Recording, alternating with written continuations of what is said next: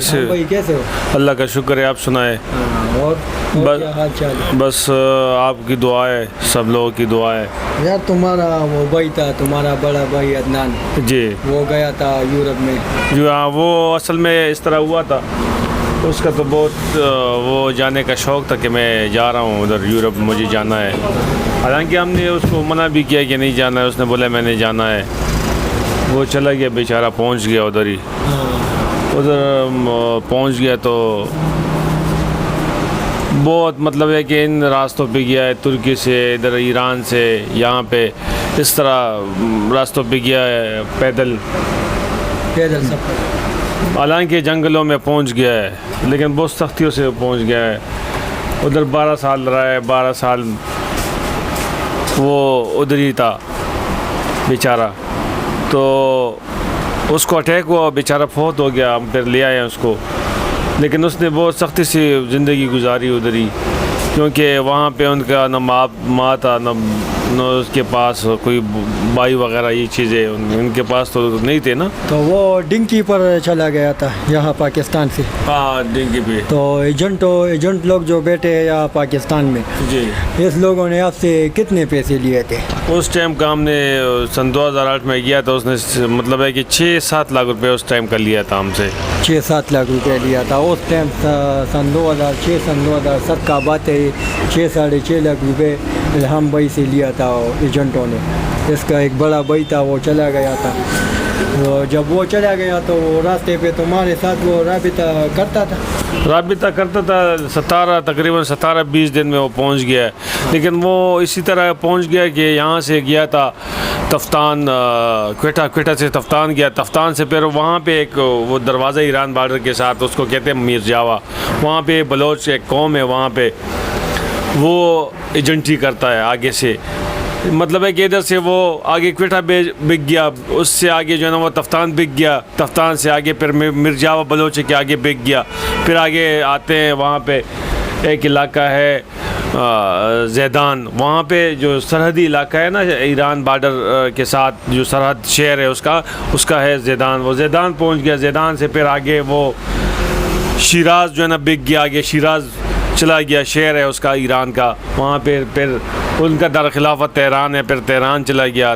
Tehran کچھ دن رہا ہے. اس کے بعد پھر اس طرح رومیا جو ہے نا, وہاں پہ یہ ترکی اور ایران کا جو بارڈر ہے اس کو کہتے ہیں رومیا پہنچ گیا.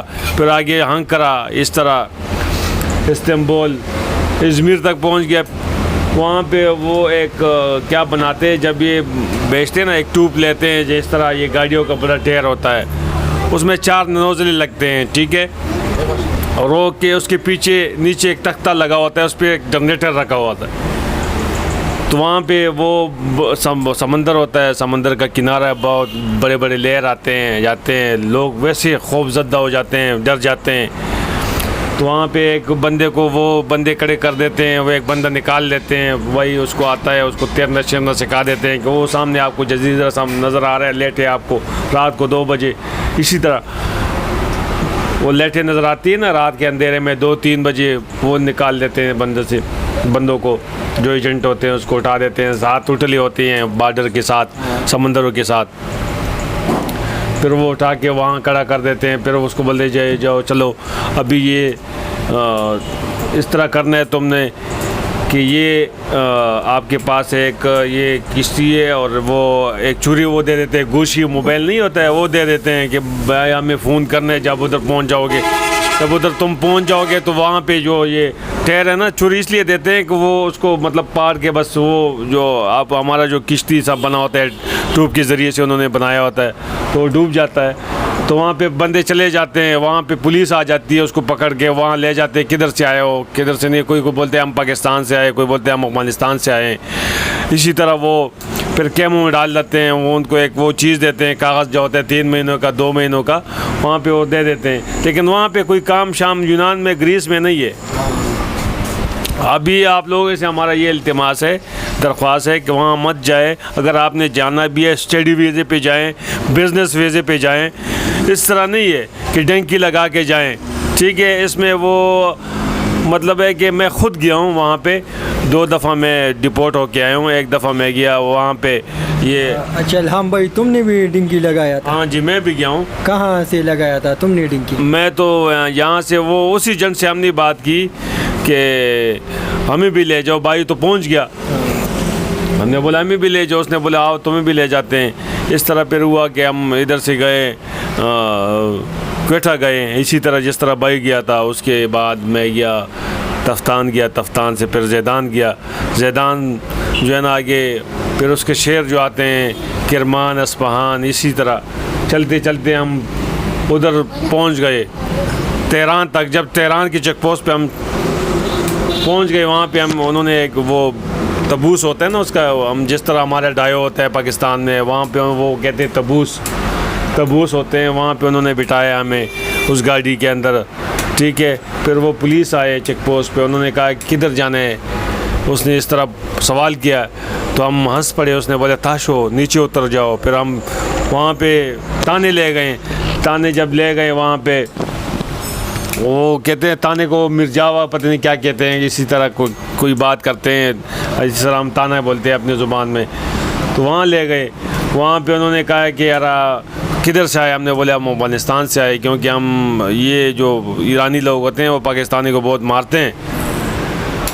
تو پھر ہم نے اس طرح بولا کہ ہم افغانی ہے.